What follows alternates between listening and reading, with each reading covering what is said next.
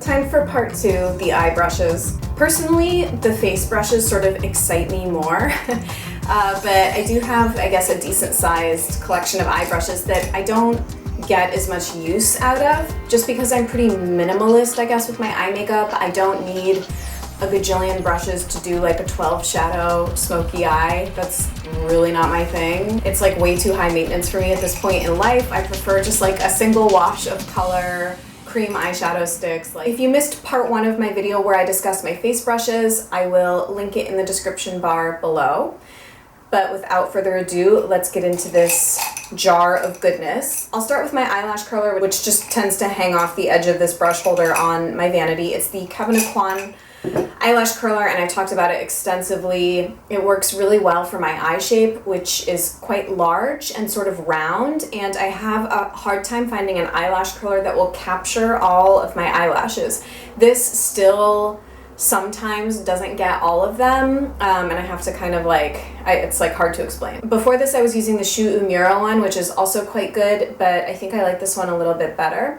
So if you have an eye shape that's similar to mine, this really works well.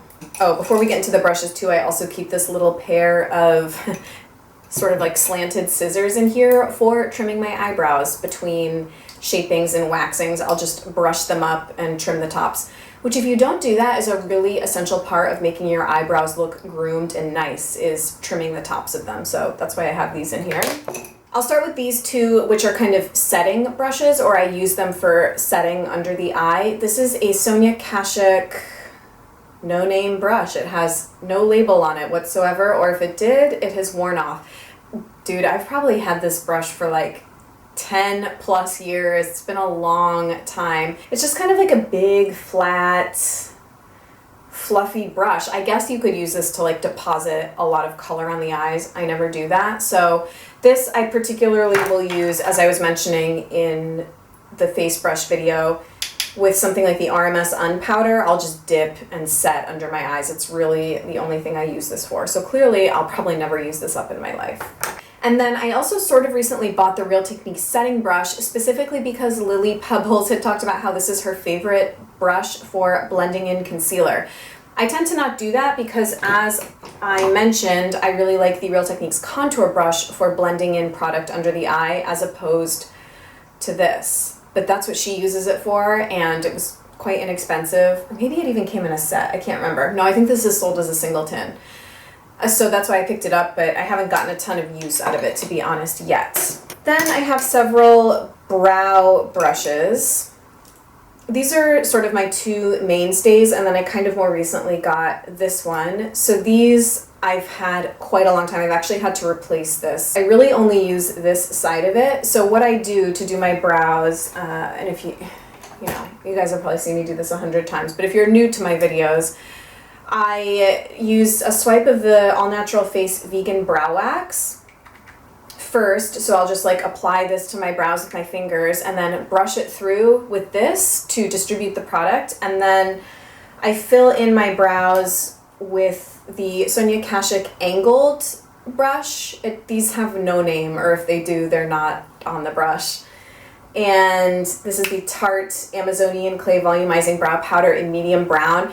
I've tried like many other angled brushes. Like I had the Real Techniques angled brush. I threw it away because it didn't work for me.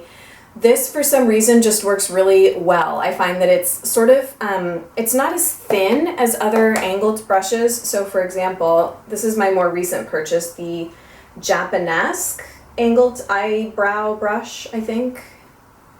It's the 240. I bought the Japanesque one to try and use with the Eco Brow samples that I have. So I have 3 shades of Eco Brow: Penelope, Marilyn, and then the darkest one, I forget the name, and it's worn off.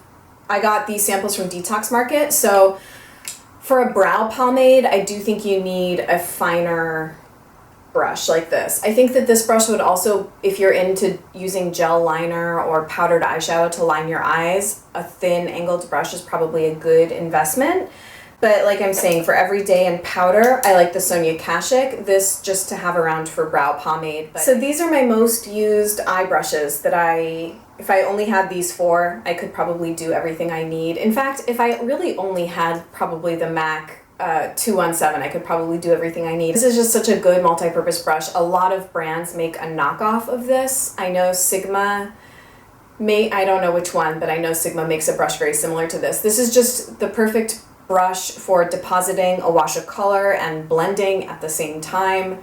It's really the perfect multitasker. I can't say enough good things about it. Mine is quite old and the bristles are starting to splay, so it's not as kind of contained as it probably ought to be. So I'll probably replace it at some point, but for now it's still working.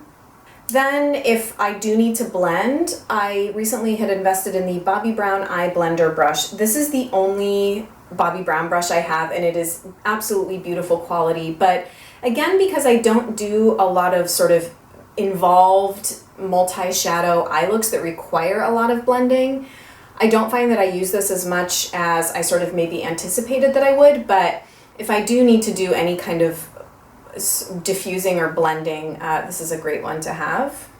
Another similar one that I had been eyeing that Lisa Eldridge always uses for that purpose is the Paula Dorff Sheer Crease Brush.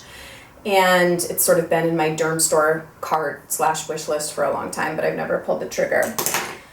And then if I'm doing kind of a very simple eye like what I have on my eyes right now, I tend to always go into my Jane Iredale Daytime Eyeshadow Kit, and I've just really been reaching exclusively for the Real Techniques Deluxe Crease Brush. This I've seen people use for so many different things. In fact, Sam and Nick of Pixie Woo, Samantha Chapman is the one that developed Real Techniques, I'm sure you know. She uses this often for blending out her concealer. I did that for a while. I just found it like a little tedious because it's kind of on the smaller end. But I do quite like this for I'll dip into this shade and a tiny bit of the highlighting shade and just sort of put that all over the lid and into the crease. Honestly, it does the same thing as the MAC 217. They're quite different, but they do the same purpose. I think I got in the habit of using this one because all of my other brushes were dirty and this is the only one that wasn't, so I started using it, and now that's kind of what I use it for. Then another sort of indispensable one is a pencil brush. I have the MAC 219, I believe. Again, quite old. Bristles are getting relatively splayed, but it works just fine.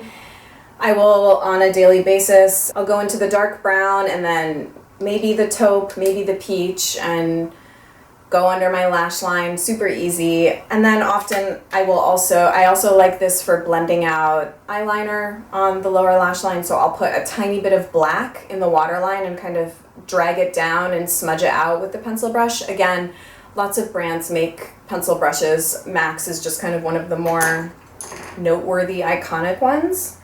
I just want to interject here too, because it just popped into my mind before I forget. I despise EcoTools brushes. I have had no luck with them. I think they're terrible quality. There's no density to them at all, so they don't deposit product well. Maybe I'm like a makeup brush snob.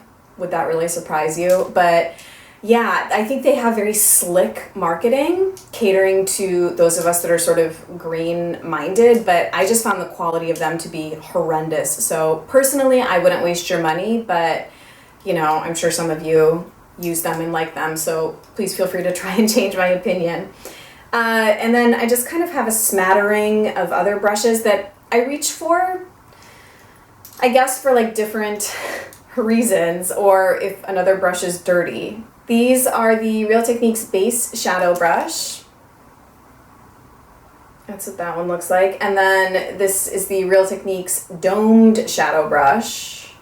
They're very similar. This one is obviously a little wider and bigger, but they're both totally fine for depositing color. Again, I would reach for these if both of these were dirty, or if I need to sort of pack color on, if I am doing, like sometimes what I'll do is I'll lay down a cream shadow stick like the Trish McAvoy or by Terry Ombre Black Star, and then go into one of the more intense shadows in the Lorac Pro, like Garnet or Pewter or gold. So I'll use one of these brushes to pack that color all over the lid. I don't really use a lot of cream eye products except for the shadow sticks. I do have one, and I've always been meaning to do a look using this, and I haven't. It's the MAC Paint Pot in Black Ground. I used to do a beautiful Lisa Eldridge inspired smoky eye using this product, and I just haven't, and I don't even know if this is still good or if it's like all dried out. I'll have to check, but I guess I would probably use my fingers if I were even going to use this. So another brush that would fall into this camp of just like packing color, or like a loose mineral shadow, of which I have one. I have the Well People, oh shit, it like just got everywhere. I have the Well People Elitist Mineral Eyeshadow in Gold Twinkle just because I think it's a really pretty color. I have the Stila number 5 brush, which came in the set that I was mentioning in the face brush video. This again is just another brush I would use to pack color on the eye, which I do like 2 or 3 times a month. Okay, sort of the remaining 3 in the eye brush category, eyeshadow brush category, I guess. I have a Sephora smudger brush, which I really like for if I want to do a diffused eyeline, if I'm wearing a shadow stick and I want a little smudgy definition. This is great for blending out eyeliner that you press into the base of the lashes. So it's just kind of a short, domed, dense brush that works very well for that purpose. This is a Stila 33B. It's a very strange brush. It's almost like a pencil brush on steroids, and the only thing I have ever used this for, it's such a specific random purpose, and there's really no reason I couldn't use just my MAC 219, but again, I think it's because I didn't want to get this one dirty. I have several brightly colored eyeliners. So sometimes I like to do a pop of bright color on the lower lash line. So I have this kind of Urban Decay cobalt blue, dark purple, also from Urban Decay, and then a teal color by the brand Marcel. Someone gave this to me. So if I'm gonna do a bright pop of color on the lower lash line, I will blend it out and diffuse it with this brush. Totally, superfluous. I don't really even need that brush. It's just nice to have around. And then this is the third and final brush in that Real Techniques duo fiber set. It's the duo fiber eye brush. I never use this. I don't even know what one would use this for. If you have this and use it for something, please let me know, because I just can't really find a use for it. 2 additional eyeliner brushes. I have a tiny, thin little Sonia Kashuk number 11. This one is actually labeled. Again, super old. I think I've had this since college. Like, isn't that insane? I need to just like get a new one. I want the Bobbi Brown, I forget what it's called, but it's like the ultra fine eyeliner brush or something to use with their gel eyeliners. I never really wear gel eyeliner. I do have MAC Black Track, which I'm kind of just trying, once I use this up, I'll replace it with something cleaner like the Jane Iredale or the Tarte gel eyeliners. The only thing I use gel eyeliner for is if I'm wearing fake lashes to cover up the seam of the lashes. You can tell I have these like very specific purposes for products in my life. It's just not a mainstay. My everyday preference for eyeliner is liquid liner, and I use this will not be a surprise if you watch me, Zuzulux liquid eyeliner, but I have an ultra fine eyeliner brush if I'm gonna do a gel. And then this is also back in the day. This was like mid-2000s when Laura Mercier cake liners and tight lining was having its moment. This is the Laura Mercier flat eyeliner brush. I had, I think, 1 or 2 of those cake liners that you get wet and then you tight line, and it was like a whole thing. I don't use this brush as much anymore. I can't even tell you the last time I used it. Oh, I can see because it has a little bit of pigment. I have used this to clean up with concealer around my lips if I'm having a particularly challenging time getting a bold lip to have a clean, crisp outline. That doesn't like happen that often. I find that with lip lining and things, I don't often need to do that brush cleanup, but this is actually kind of a good brush for that. So I don't really use this on my eyes. but more recently I've been using it on my lips. And then I have two other little brushes that I guess I tend to use these for lips. I very rarely apply lip products with a brush though, but if I need to, I have the Real Techniques Detailer brush and a Stila number 4 brush. You can tell they're just very, very small accent brushes. I guess if you were doing really detailed eye work, these would be nice. I feel like this could even maybe function as an eyeliner brush, because this is kind of similar in shape to the Bobbi Brown one that I was just mentioning. But anyway, I guess I would mostly reach for this if I feel like I need a lip brush. For example, I guess if I'm mixing colors, like if I were to mix liquid lipsticks, which I've been thinking about doing lately. I have a selection of the Aromi liquid lipsticks, so if I were to like mix and didn't want to mix directly on my lips, I could like mix on my hand and then go in and paint on. But again, rarely. These just are not like staple brushes for me. So that's actually it. I got through all of that kind of in sort of a circuitous, long-winded way. I really hope you enjoyed hearing about all of this. If you have any questions or recommendations for brushes or brands that I haven't mentioned. I mentioned a bunch of brands at the end of the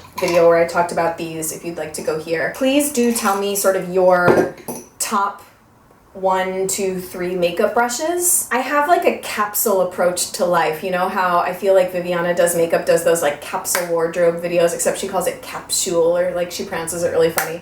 But the idea of having like a very small, edited, high quality collection of everything in life is my MO with respect to makeup, makeup brushes, clothes, everything. So I'm always looking to kind of edit out and bring high quality things in that I'll have for a really long time. So I'd love to hear your favorite high quality picks. Oh, and I'll also mention very quickly in terms of washing, in case I get any questions about that. I wash my brushes maybe every 3 to 4 weeks.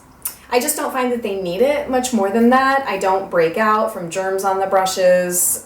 I don't need to wash them more than that. And I use Dr. Bronner's Baby Mild usually.